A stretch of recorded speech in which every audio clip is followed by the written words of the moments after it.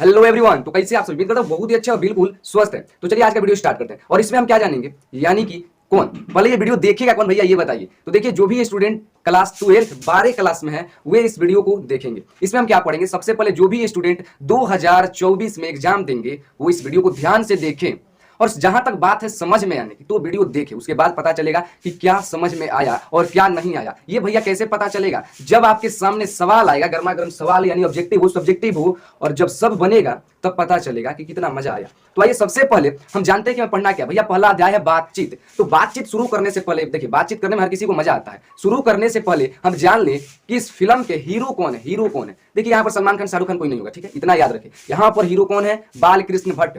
इस फिल्म के हीरो कौन है? बालकृष्ण भट्ट। बातचीत जो फिल्म है, अरे याद तो नहीं बता रहे, बातचीत जो फिल्म है इसके हीरो कौन है? बालकृष्ण भट्ट। यानी इसके लेखक कौन है? लेखक बाबू बालकृष्ण भट्ट है। और देख बालकृष्ण भट्ट का जन्म कब हुआ था ये पूछ सकता है कि बालकृष्ण भट्ट का जन्म कब हुआ था। तो जन्म 23 जून 1844 और निधन 20 जुलाई 1914। यानी जन्म इनका हुआ था 23 जून 1844 को। तो ये ऑब्जेक्टिव में पूछ देगा कि बालकृष्ण भट्ट का निधन कब हुआ था या जन्म कब हुआ था। ये जून जुलाई 9 भी रहेगा। 1844 1914 रहे, निधन में 1914, जन्म में 1844। तो टिक कर देना है। ये नहीं कि भाई हम खोज रहे हैं जुलाई, इसमें जुलाई नहीं है, इसमें जून नहीं है, तो खोजना नहीं है, ठीक है। वहां पर टिक कर देना अगर 1844 हो और 1914 हो तो ये छोड़ भी देता है, ठीक है। अब निवास स्थान कहाँ है भैया? जो हमारे हीरो हैं इस फिल्म के, उनका घर कहाँ है? घर कहाँ है? घर तो घर उनका इलाहाबाद उत्तर प्रदेश। इलाहाबाद, हाँ इलाहाबाद उत्तर प्रदेश में ना है वो। अब देख ऑप्शन में अब दे रहा है नया पर, किताबा पहले का है, नया पर का दे रहा है? प्रयागराज। तो प्रयागराज उसका नया नाम है, तो गड़बड़ाना नहीं है, ठीक है। प्रयागराज हो तो भी मान लेना, खोजना नहीं है कि लिखे थे दुइये को इलाहाबाद उत्तर प्रदेश, इसमें दोनों मिलिए नहीं रहा है। अरे प्रयागराज मिलेगा उस पर टिक कर देना, ठीक है। प्रयागराज यहाँ पर लिखे है ना, तो प्रयागराज पर टिक कर देना। देख बाबू ये पढ़े कहाँ? जो हमारे हीरो थे इस फिल्म के, वो पढ़ाई उनका कैसे रहा, कैसे वो किए पढ़ाई? शिक्षा प्रारंभ संस्कृत का अध्ययन, शिक्षा जो प्रारंभ किए तो संस्कृत से अध्ययन अपना किया। और उसके बाद 1867 में प्रयाग के मिशन स्कूल से वो पढ़ाई किए, अपना एंट्रेंस पास किए, जो भी एग्जाम था। कब? इसके बाद से वो गए प्रयागराज के जो भी स्कूल था उसमें, वहीं से मिशन स्कूल में वहीं से अपना पढ़ाई इन्होंने किया। उसके बाद देख बाबू इनकी रचनाएं, सॉरी माता और पिता का नाम, जो हमारे हीरो है इस फिल्म के, उनके माँ और बाबूजी का नाम क्या है? तो माँ का नाम है पार्वती देवी और पिता का नाम है बेनी प्रसाद भट्ट। माँ क्या थी? एक संस्कृत महिला थी। और पिता क्या थे? एक व्यापारी थे। बाबू यहाँ से वो प्रश्न पूछता है, इसीलिए हम इस पर जोर दिए कि बालकृष्ण भट्ट के मन में पढ़ने के रुचि कौन डाला? पिताजी ना माता? कौन? पार्वती देवी।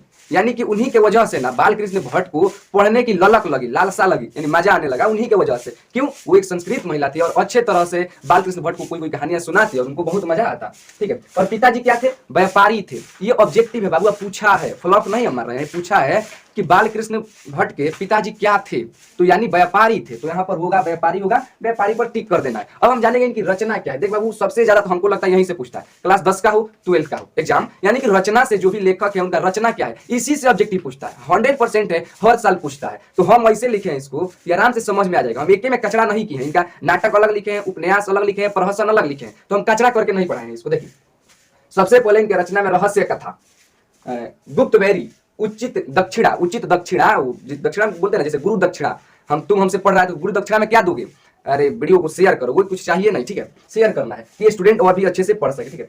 नूतन ब्रह्मचारी, हमारी घड़ी, सद्भाव का अभाव, सद्भाव का अभाव। तो ये क्या है बाबू? ये उपन्यास है किनका? बालकृष्ण भट्ट का। तो दे दे कि बालकृष्ण, निम्न में से बालकृष्ण भट्ट का उपन्यास कौन है? तो उसमें जो भी होगा, हमारी घड़ी हो, सद्भाव का अभाव हो, उचित दक्षिणा हो, तो इसको टिक करना है। इसमें से रहस्य कथा हो, गुप्त बैरी हो, तो ये उपन्यास है। यहाँ जो दिख रहा है ना, ये क्या है? यहाँ से यहाँ तक इनका उपन्यास है। अब देख बाबू बेड़ी संहार, पद्मावती, सबसे ज्यादा ये पूछा गया इनके। ये क्या है बाबू? ये नाटक है इनका, और बहुत ज्यादा पूछा गया है। तो पूछ देगा बालकृष्ण भट्ट का निम्न में से नाटक है, तो आपका ये बेड़ी संहार हो, तो इसको मारिएगा सबसे पहले, छोड़ना नहीं है और ढूंढ ढूंढ कर ठुकैया करना है। देखिए यहाँ पर पद्मावती, शिशुपाल वध, शिक्षादान, चंद्रसेन, सीता वनवास, मेघनाथ वध, ये क्या है इनका? ये नाटक है, ये नाटक लिखे, ठीक है, तो उन्हीं का ये नाटक है। अब देख बाबू ये यहाँ पर देख इनका, जैसा काम वैसा परिमाण। हम लोग बोलते जैसी करनी वैसी भरनी, तो जैसा काम वैसा परिमाण। जो देख बाबू आम का पौधा लगाएगा तो लीची थोड़ी ना उस पर फड़ेगा।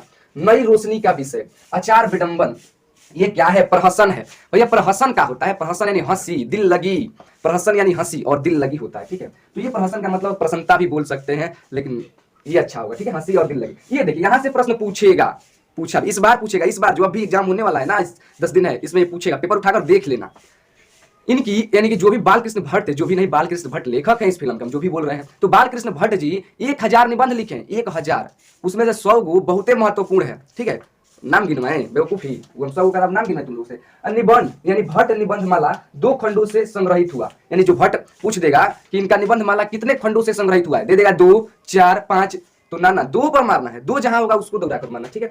उसके बाद देख बाबू, साहित्य विशेषता, इनका साहित्य विशेषता क्या है, क्या विशेषता रहा साहित्य में, क्यों ये विशेष रहे, तो ये भारतेंदु युग के सबसे प्रखर कवियों में से एक हैं, तेजस्वी, सबसे यानी कि भारतेंदु युग के प्रमुख साहित्यकारों में से एक हैं। जो भी प्रमुख साहित्यकार का लिस्ट होता है उसमें से ये वो हीरो हैं, हमारे हीरो जो आज के हैं बालकृष्ण भट्ट जी, ठीक है। इन्होंने आधुनिक हिंदी साहित्य को अपने व्यक्तित्व, लेखन से एक नवीन दिशा तथा रंग रूप प्रदान किए। अपने साहित्य कला से इस उस समय जो था समाज को एक नई दिशा, नवीन यानी नया दिशा, रंग रूप प्रदान किए। मैं एक बात बता दे, जो भी लेखन कला है इसको तुम लोग सिर्फ मजा और समय नाटक नहीं है, ये समाज के लिए जरूरी है, समाज में क्या हो रहा है इसको लेखन कला में जो लेखक होते हैं भरपूर दिखाते हैं उसको, जो भी समाज में घटित होता है, और ये तो बहुत ज्यादा दिखा है। कैसे देख बाबू, ये यानी कि अपने समय के सर्वाधिक मुखर, तेजस्वी तथा सक्रिय लेखक रहे हैं, सक्रिय लेखक, यानी एक समझो कि सुस्त नहीं थे, ये समाज में जो भी घटित हो रहा था उस पर जम कर लिख रहे थे, पूरा खुलकर एकदम लिख रहे थे।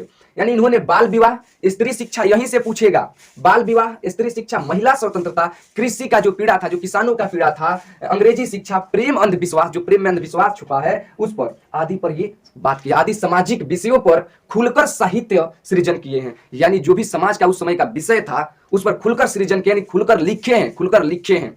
तो ये समाज के लिए जरूरी भी है कि लेखक अपने लेखन कला से दिखाए कि समाज में क्या घटित हो रहा है, और बहुत अच्छे से दिखाएगा। हाँ, तुम्ही से बोल रहे हैं, समझ गया होगा कि मजा बहुत आएगा। देख, एक ये तो पूछता ही है, और ये इतना पूछता है इसको हम अलग छांट दिए, सबसे ज्यादा ये पूछता है प्रदीप नामक मासिक पत्र।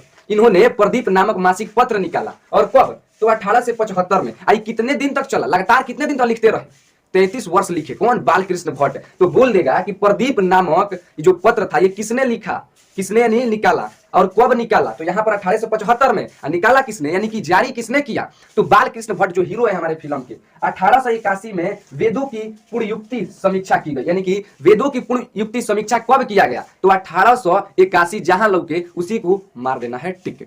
ऑब्जेक्टिव यहीं से पूछेगा, एक भी बाहर नहीं आएगा इससे। चलिए स्क्रीनशॉट लीजिए, अब स्क्रीनशॉट लीजिए आप।